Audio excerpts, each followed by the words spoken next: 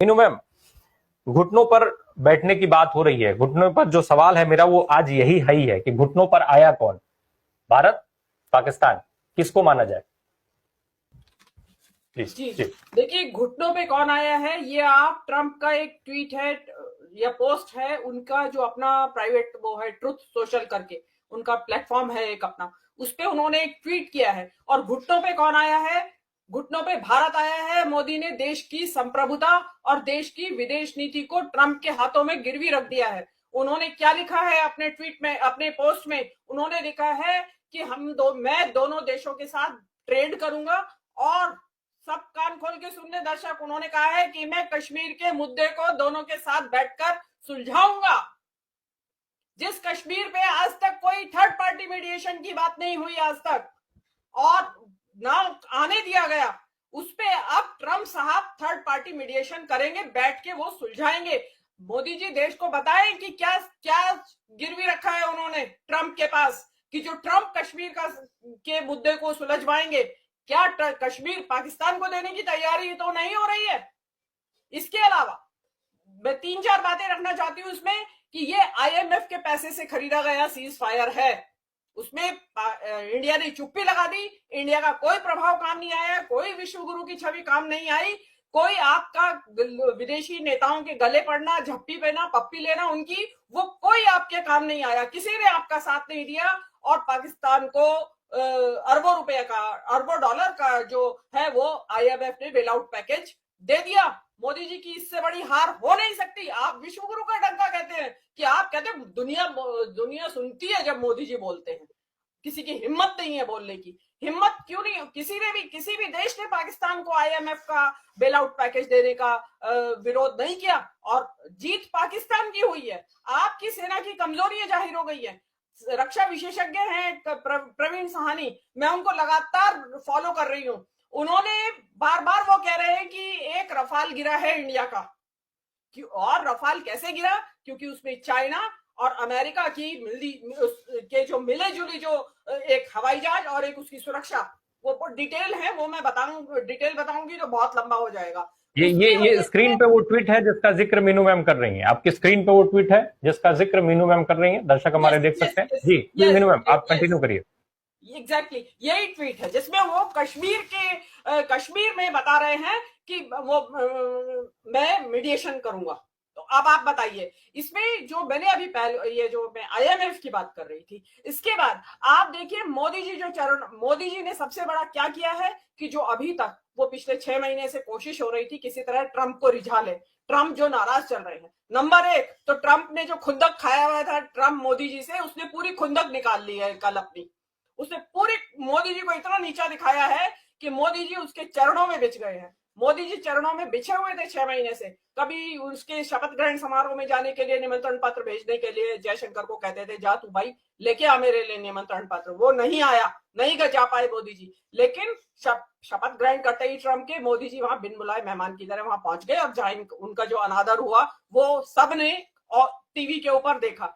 Tariff वार पे चुप लगा गए मोदी जी। जो ट्रंप कह रहे हैं जी, जो करना है जी कर लो, हम तो आपके गुलाम हैं। उसके बाद हथकड़ी बेड़ियों में जड़े हुए पाकिस्तान हिंदुस्तानियों को भेजा जा रहा है हवाई जहाजों में भर के, मोदी जी उसके ऊपर भी चुप, कुछ नहीं बोले, पूरी तरह सरेंडर किए हुए थे। और अब जो मौका आया, अब ट्रंप ने पूरी जबरदस्त खुन्नक निकाली और मोदी जी को, जिसको कहते हैं ना कि बिल्कुल घुटनों के बल ला दिया। मोदी जी घुटनों के बल चलते हुए ट्रंप के द्वारे गए और ये करवाया। उसमें अब कश्मीर के बीच में मध्यस्थता अगर ट्रंप करेंगे तो आप अंदाजा लगाइए कि क्या होने जा रहा है।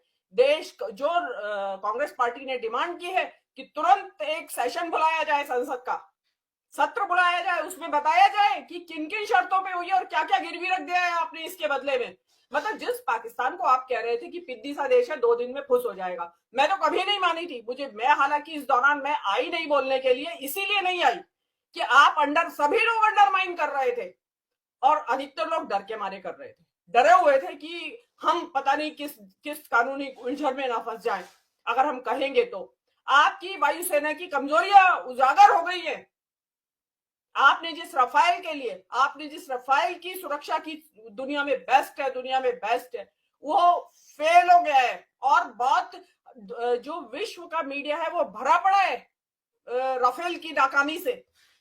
अब क्योंकि ये नाकामियां और उजागर ना हो जाए, इसके लिए मोदी जी को सीज फायर करवाना ही था। तो खुद तो कैसे करते, 56 इंच का सीना जो था उसकी छवि ध्वस्त हो जाती। तो इसलिए ट्रंप को बैकडोर से बुलवाया गया कि आओ जी, हमें किसी तरीके से इस चक्कर से निकाल दो। तो ये जो जितना बड़ा आपने बनाया था, और इस दौरान सबसे बड़ी जो क्षति हुई इस देश में, आपने जाति धर्म जाति धर्म जाति धर्म करके जो आपने जाति नहीं पूछी, धर्म पूछा, और उसके बाद कश्मीरियों का साथ जो हाल हुआ, जो मुसलमानों को आपने डिमोनाइज किया, वो कीमत तो एक अलग चुकाई इस देश ने। लेकिन आप जो मोदी जी जो करना चाह रहे थे इसके जरिए वो हासिल नहीं कर पाए। उसके अलावा अंधभक्तों को, इनकी जो समर्थक है, उनको कितने सांसत में डाला। पहले इन्होंने चलते इस टेंशन के बीच में जाति जनगणना का टास्क दे दिया अपने अंधभक्तों को। वो उससे अभी निकले भी नहीं थे, मोदी जी ने ये सरेंडर कर दिया। और अभी सरेंडर किया है, उसमें अंदर क्या क्या शर्तें हैं। आपने जो पानी रोका, आपने जो ये उनको जो आपने एयरवेज, जो आपने बहुत सारे सस्पेंड की थी जो चीजें, वो उनका क्या होगा। शिमला समझौते का क्या हुआ। शिमला समझौता था ही इसीलिए कि कोई थर्ड पार्टी बीच में नहीं आएगी, हम अपने आप करेंगे। अब क्योंकि शिमला समझौता सस्पेंड हो गया और निकल के आपके ट्रंप साहब सामने आ गए हैं, और ट्रंप साहब को अपने नोबेल पुरस्कार की पड़ी है। वो उन्होंने अफरा तफरी में, मतलब आप ये देखिए कि जिस घोषणा सीज फायर की यहाँ के सेना अधिकारियों को करनी चाहिए थी दोनों तरफ के, उसकी घोषणा प्रधानमंत्री वो ट्रंप साहब कर रहे हैं। और भारत के प्रधानमंत्री और पूरी मंत्रिमंडल सिरे से गायब है। अमित मालवीय ने मोर्चा संभाला हुआ है इस वक्त, अमित मालवीय लगे हुए हैं इसमें। और भारतीय मीडिया इस सारे दौरान में जिस तरीके से एक्सपोज हुआ है, जिस तरीके की थू छिछालेदारी हुई है, मजाक उड़ रहे हैं दुनिया में, उसमें आप एक नया घटनाक्रम और जुड़ा है। ये कोई मेजर आर्या अवतरित हो रखे हैं आजकल इनके सीन पे। उस मेजर आर्या ने, जब ये ईरान का विदेश मंत्री इंडिया में था, उसको सुअर या सुअर की औलाद कुछ कहा है, उसका स्ट्रॉन्ग ऑब्जेक्शन लिया है ईरान की गवर्नमेंट ने। अब आप उसकी सफाई देते रहिएगा। और इसमें सबसे इंपॉर्टेंट जो बात आपने शुरू में कही, चर्चा होना चाहिए था मोदी का, चर्चा हो रही है इंदिरा गांधी की।